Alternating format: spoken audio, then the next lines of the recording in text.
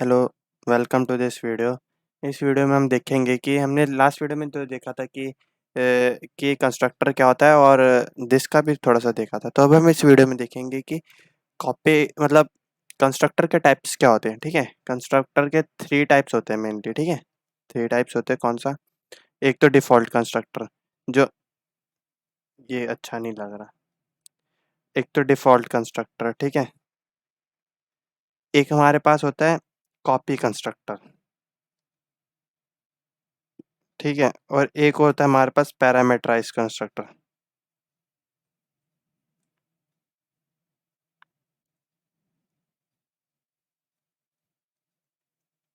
हमारे पास ये 3 टाइप्स के कंस्ट्रक्टर होते हैं, ठीक है? ये जो होता है हमारा डिफ़ॉल्ट कंस्ट्रक्टर ये तो हमें पहले से ये हम खुद का भी बना सकते हैं डिफ़ॉल्ट कंस्ट्रक्टर ये नो आर्ग्यूमेंट्स लेता है। इसमें कोई आर्ग्यूमेंट्स पास नहीं होती। अरे कहना क्या चाहते हो? ये एक सिंपल कंस्ट्रक्टर होता है, इसमें नो आर्ग्यूमेंट्स हम इसमें वैल्यूज़ असाइन कर सकते हैं। एक अपने आप डिफ़ॉल्ट भी मिलता है, हम अपना खुद का भी बना सकते हैं, ठीक है? समझ रहे हो? समझ रहे हो आप? नो आर्ग्यूमेंट्स वाला। एक होता है कॉपी कंस्ट्रक्टर जिसमें कि हम किसी दूसरे ऑब्जेक्ट्स की सारी प्रॉपर्टीज़ उसमें डाल सकते हैं, ठीक है? जैसे अभी हम देखेंगे उसे। और एक होता है पैरामीटराइज़्ड कंस्ट्रक्टर जिसमें हम आर्ग्यूमेंट्स पास करते हैं, ठीक है? तो ये होता है। अब हम देखते हैं ज़रा अपने कोड में क्या होता है। ये मैंने एक एक बना के रखा है कोड जिसमें कि एक स्टूडेंट क्लास है और मैंने अपना एक जैसे ऑब्जेक्ट बनाया कि एस1 जिसमें कि अब हमारा कोई भी आर्ग्यूमेंट्स पास नहीं हो रही, तो अब हमें कैसे तो अब ये क्या करेगा? हमने कोई कंस्ट्रक्टर भी नहीं बना रखा। तो डिफ़ॉल्ट कंस्ट्रक्टर कॉल है। हम सिंपली क्या कर सकते हैं कि s1 डॉट ऐज में हम 20 डाल दें, ठीक है? और हम s1 डॉट डिस्प्ले कर दें। क्या हो गया ये? ओह! अब ये कह रहा है कि हम ऐज को कर नहीं सकते।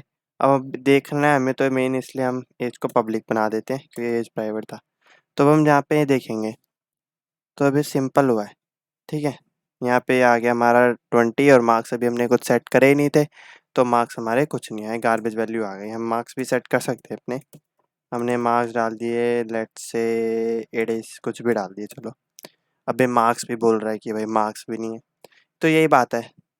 अब हम ये यूज़ कर रहे हैं बिना नो आर्ग्यूमेंट्स का, तो अब हम बिना आर्ग्यूमेंट्स पास करे कैसे ऐज की वैल्यू सेट करेंगे, है ना?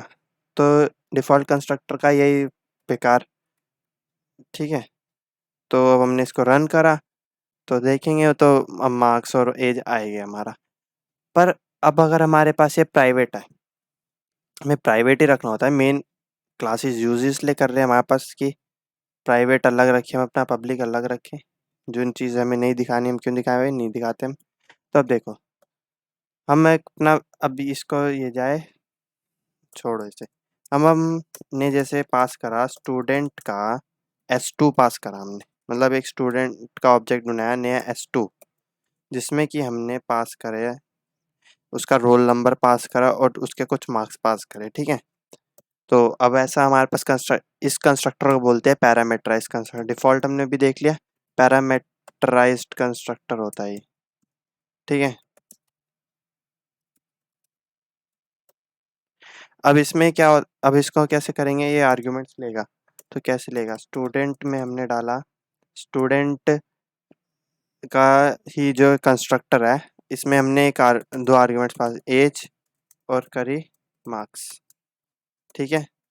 अब फिर से सेम नेम डाले मैंने, अलग भी डाल सकते हो तो मैंने सेम जर तुम्हें पता ही है क्यों डाले, दिस के लिए, ताकि हम दिस ऑपरेटर भी यूज़ करते जाएँ साथ-साथ, इसकी प्रैक्टिस बनी रहे।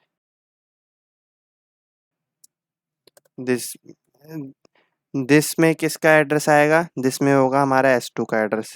अब ये देखो, क्या हो रहा है यहाँ पे? s1 के ऊपर वो आ रही है एक लाइन एरर की, क्योंकि अब यहाँ पे हमारे पास डिफ़ॉल्ट जब मैंने बताया था कि अगर हमने एक बार कंस्ट्रक्टर बना दिया, तो हमारा डिफ़ॉल्ट कंस्ट्रक्टर चला गया।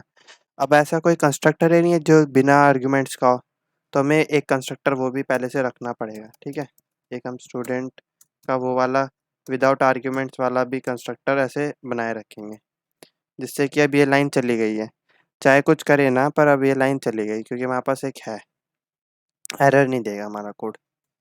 अभी हम पैरामीटराइज़ बना रहे थे, अभी हमने दिस के मार्क्स में हमने डाल दिया मार्क्स को, बस, और ये करा दिया।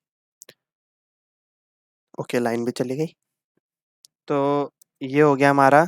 अब हम यहाँ पे डिस्प्ले कराते हैं S2 को। ये हो गया हमारा पैरामेट्राइज कंस्ट्रक्टर। अब देखो तुम, ठीक है। और ये हमारे आ गए हैं एज 2 और मार्क्स 67। ये हमारा हो गया पैरामेट्राइज्ड कंस्ट्रक्टर। अब ये हम इंट वैल्यूज कर रहे हैं पास। अगर हम कैर वैल्यूज करेक्टर को स्ट्रिंग भेजें तो कैसे भेजेंगे, वो भी एक बहुत अच्छा टॉपिक है, वो नेक्स्ट वीडियो में कवर करूँगा। इस वीडियो में हम मेन जान लेते हैं क्या क्या कंस्ट्रक्टर्स होते हैं। तो ये हमारा हो गया पैरामेट्राइज कंस्ट्रक्टर। अब एक हमने कौन सा सुना था, कॉपी कंस्ट्रक्टर, वो मेन है, ठीक है। उसको कैसे करेंगे, एक हमने बनाया फिर से स्टूडेंट S3, जिसमें कि क्या आ जाए S2, या तुम ऐसे भी लिख सकते हो S2।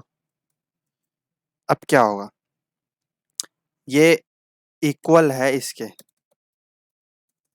ये इक्वल है इसके, ठीक है। हम ऐसे भी कर सकते हैं। तो अब क्या हो रहा होगा, S3 के जो भी वैल्यूज है, S3 में क्या है, एज और मार्क्स, वो सारा कॉपी होता जाएगा S2 के,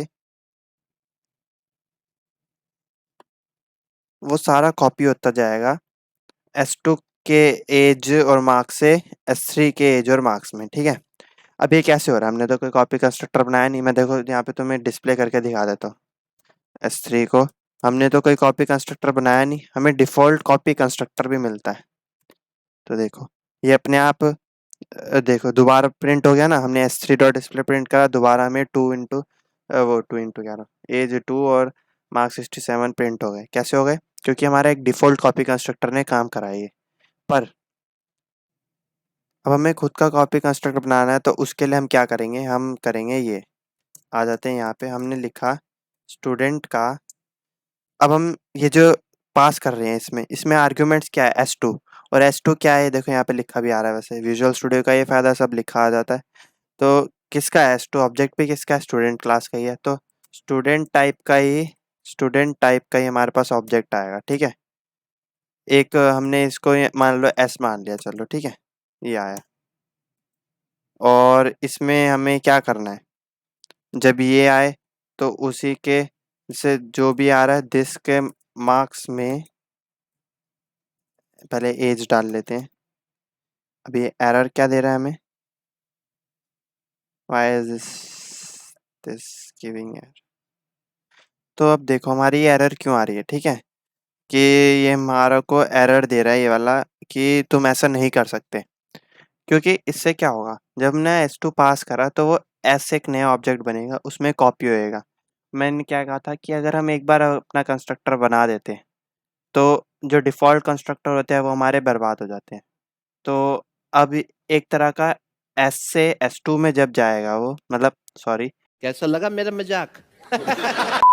S2 से S में जाएगा, S2 का सारा डेटा S में जब होएगा तो वो कैसे जाएगा, एक डिफ़ॉल्ट कॉपी कंस्ट्रक्टर से जाता। पर अब हम तो अपने कंस्ट्रक्टर खुद बनाने लग गए हैं, तो वो जो हमारे डिफ़ॉल्ट वाले वो तो चलेंगे ही नहीं, तो इसलिए वो एरर दे रहा है। नहीं तो हम वैसे ऐसा करते हैं, पर जब हम अपना खुद का कंस्ट्रक्टर नहीं बना रहे होते तब हम ऐसा कर सकते हैं। अब तो कंस्ट्रक्टर ही खुद का बना दिया हमने, तो अब हमें एरर आएगा। इसलिए अब हमें क्या करना है कि हमने रेफ़रेंस से पास करा। अब हमने क्या करा, यहाँ पे रेफ़रेंस से भेजा तो देखो ये लाइन हट गई, क्या हुआ? अब कॉपी हुई नहीं कुछ। हमने रेफ़रेंस पढ़ा ही होगा, रेफ एड्रेस भेजा हमने तो कि एस का जो एड्रेस है, वो S2 का जो एड्रेस है उसकी वैल्यू आ जाए। मतलब क्या हो रहा है इसमें देखो, इसमें देखते हैं हम अपना ज़रा क्या हो रहा है यहाँ पे। हमने एस पहले हमने भेजा था S1 को भेजा S में, तो क्या हुआ, जो S1 की एज है वो S की एज में जाएगी ऐसे, और मार्क्स में जाएगा S, ठीक है, ऐसे जाता। पर अब ये हमारे पास तो कॉपी कंस्ट्रक्टर डिफ़ॉल्ट वाला है ही नहीं, तो वो ऐसा काम नहीं हो पाएगा। और वैसे हम ऐसा और अगर हम कंस्ट्रक्टर नहीं बना होता, ऐसे फंक्शन में ये चीज़ें यूज़ कर रहे होते हैं, तब भी क्या ये अच्छा चीज़ है कि हमें अगर ऐसे वैल्यूज़ भेजनी है, तो हम उसे कॉपी कराएँ। तो ये अच्छा आइडिया नहीं है। तो हम उसे रेफरेंस भेजेंगे तो क्या होगा, वो अपनी नई कॉपीज़ नहीं बनाएगा।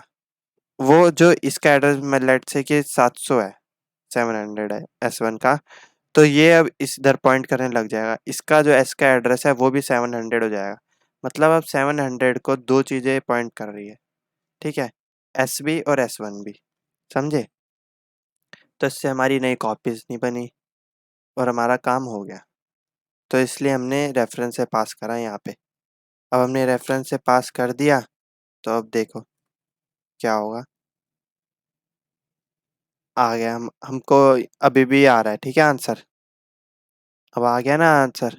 ये हो गया कॉपी कंस्ट्रक्टर। हमने इस तरह से पास करा। यहाँ पे तुम कुछ भी डाल सकते हो ऑब्जेक्ट को, मतलब ये तो नाम बदलने वाली बात है।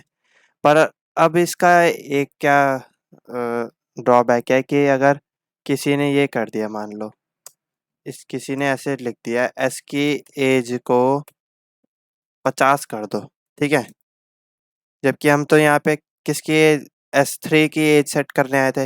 यहाँ पे किसी ने डाल दिया एस की एज में, और अगर एस की एज में कुछ गड़बड़ करी किसी ने, तो अब यहाँ पे हम प्रिंट करते हैं एक बार, S2 का डिस्प्ले भी कर, S2 का डिस्प्ले भी करा के देख लेते हैं। तो अब देखो क्या होगा। ये चीज़ को काउंटर करने के लिए हम क्या करेंगे, देखो क्या हुआ। अब मैंने S2 की एज दोबारा प्रिंट कराई तो S2 की एज में 50 हो गया, क्योंकि यहाँ पे किसी ने चेंज कर दिया। अब S भी इसको ही एक को ही कर रहा था पॉइंट, S2 भी एक को ही। तो इस चीज़ से बचने के लिए हम क्या करेंगे, यहाँ पे हम इससे बोल देंगे कांस्टेंट, कांस्टेंट यूज़ करेंगे, ठीक है? कांस्टेंट के बारे में भी पूरा और अच्छे से बताऊंगा एक वीडियो में, कांस्टेंट कैसे यूज़ करते हैं। कांस्टेंट यूज़ कर सकते हैं हम, जिससे कि अब ये हमारी वैल्यू को सिर्फ रीड ओनली बच गया उसके पास। वो कुछ चेंज नहीं कर सकता, सिर्फ उसने रीड करना है तो भाई तू रीड कर ले। तो अब बस सिर्फ रीड होएगा। यहाँ से हम क्या कर रहे थे, एस डॉट एज सिर्फ रीड करा रहे हैं ना हम इससे, मतलब एस डॉट एज का रीड हो रही है, एज में कॉपी हो रही है, मान लो एक तरह से रीड होके कॉपी हो रही है, मतलब एस डॉट एज तो चेंज ही नहीं हो रहा ना। अब यहाँ पे एस डॉट एज चेंज कर रहे हैं, तो अब देखो यहाँ पे एरर आ गया। कैसे कर रहे हो भाई तुम? कांस्टेंट, हमने जब पहली बात हो रखी है कि कांस्टेंट है ये, तो कैसे चेंज कर रहे हो, नहीं कर सकते। तो ये बात हो गई। बट ठीक है, तो अब हमारा ये भी चेंज नहीं हो पाएगी, वैल्यू का चेंज भी नहीं कर पाएगा, इसलिए हम कांस्टेंट यूज़ कर लेते हैं। तो ये हो गया हमारा कॉपी कंस्ट्रक्टर, ठीक है? कॉपी कंस्ट्रक्टर यही होता है। इसमें अब हम देखेंगे नेक्स्ट वीडियो में कि हम अगर नेम पास करते हैं जैसे इनका, तो वो कैसे होगा। नेम पास अलग तरीके से होता है इसमें, कंस्ट्रक्टर्स के केस में। तो वो बड़ा ध्यान से करना पड़ता है। और एक और चीज़ हमें देखनी है कि कांस्टेंट क्या होता है। ये तो एक नेक्स्ट वीडियो इसकी अलग से बना ही दूँगा छोटी सी। Okay, thanks for watching.